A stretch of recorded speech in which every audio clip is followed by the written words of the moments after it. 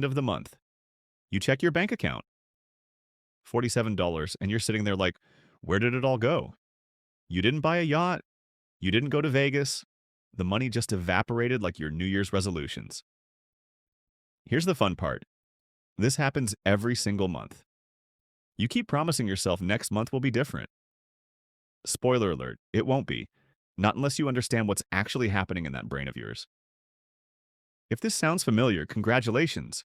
You're part of the 56% of Americans who can't cover a $1,000 emergency. More than half the country is one broken transmission away from financial chaos. But sure, let's all pretend we're doing fine. I'm Andrew, and I spend an unhealthy amount of time analyzing why people are terrible with money. And before you click away thinking, this doesn't apply to me, yeah, it does. That's why you're still watching. Here's what nobody tells you. Saving money isn't a math problem. If it were, everyone would be rich because the math is stupid simple. Spend less than you earn. Wow, revolutionary. The real issue? Psychology. Your brain is actively working against you and you don't even realize it. Let's start with the big one. Your brain is hardwired to choose immediate pleasure over future benefits. It's called temporal discounting, which is a fancy way of saying your brain is basically a toddler that wants the cookie now. You know the Stanford marshmallow experiment? Kids who could wait 15 minutes for 2 marshmallows instead of eating one immediately ended up more successful in life.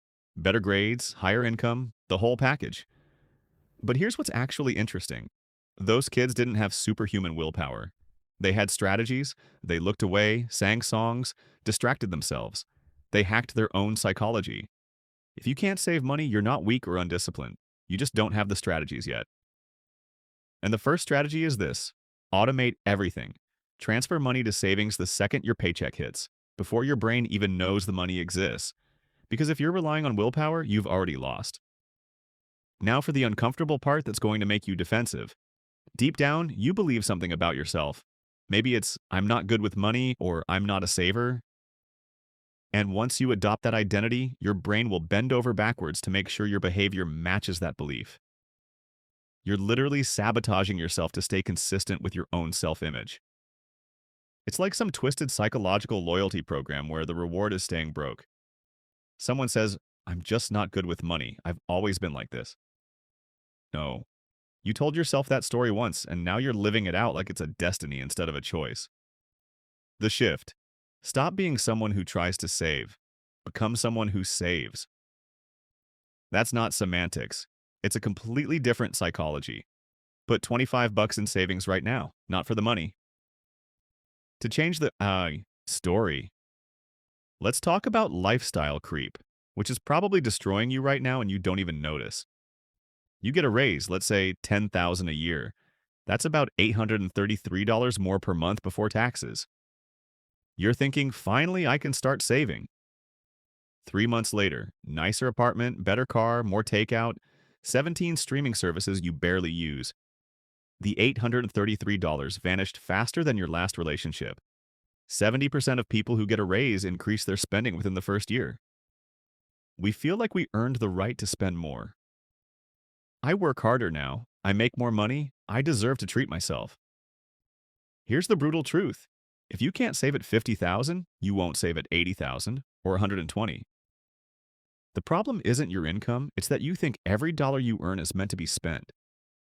I know people making six figures living paycheck to paycheck, and people making 40,000 with substantial savings. The difference isn't the money.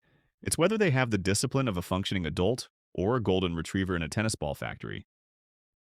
You're probably thinking, but Nick, I don't spend that much. I don't know where my money goes. Right, you don't know. That's the whole problem. Let me show you something fun. Add this up. Netflix $15, Spotify 11, Amazon Prime 15, that fitness app you opened once 10, coffee 5 days a week 150. That's $261 a month, over $3,000 a year, and you don't even think about these as real expenses because they're only $10 or $15 at a time. Want your mind blown? If you invested that $261 per month in an index fund averaging 8% returns, in 20 years you'd have over $153,000. That $5 coffee doesn't cost $5. It costs your future. But sure, you needed it. Here's the thing nobody wants to admit. Most people who can't save money use spending as emotional regulation. Bad day at work? Buy something. Stressed? Buy something. Bored? Scroll Amazon and buy something you'll use twice.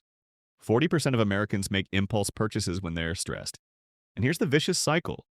You spend to feel better, then feel guilty about spending, which makes you feel worse, so you spend more to feel better about feeling guilty.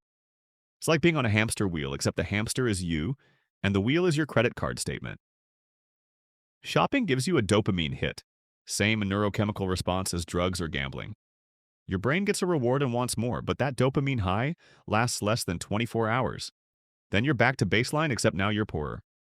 Congratulations. The solution? The 48-hour rule.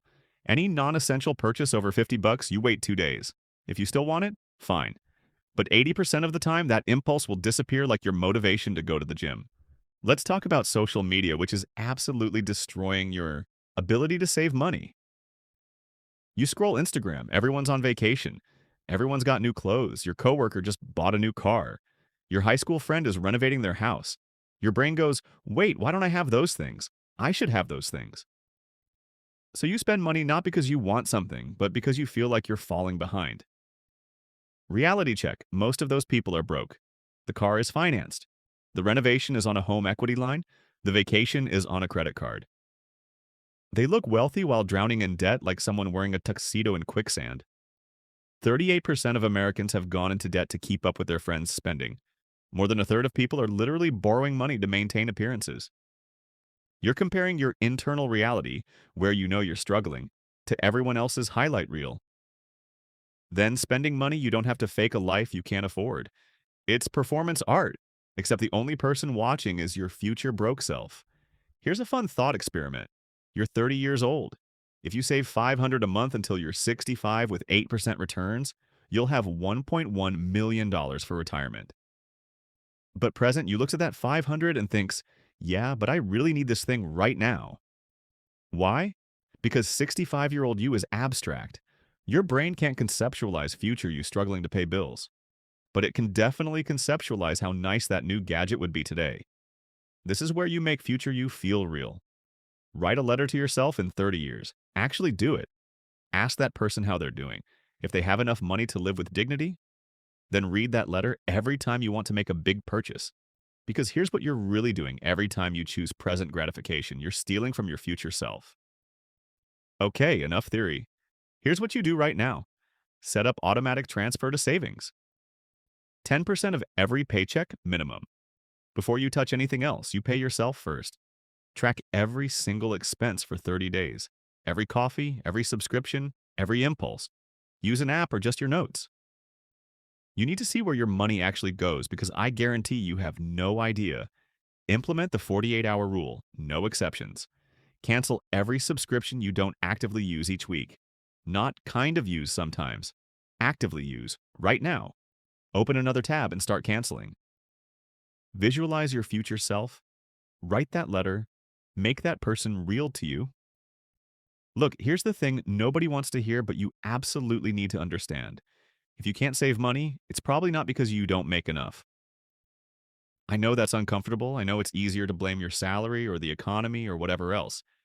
But saving is about priorities and psychology, not income.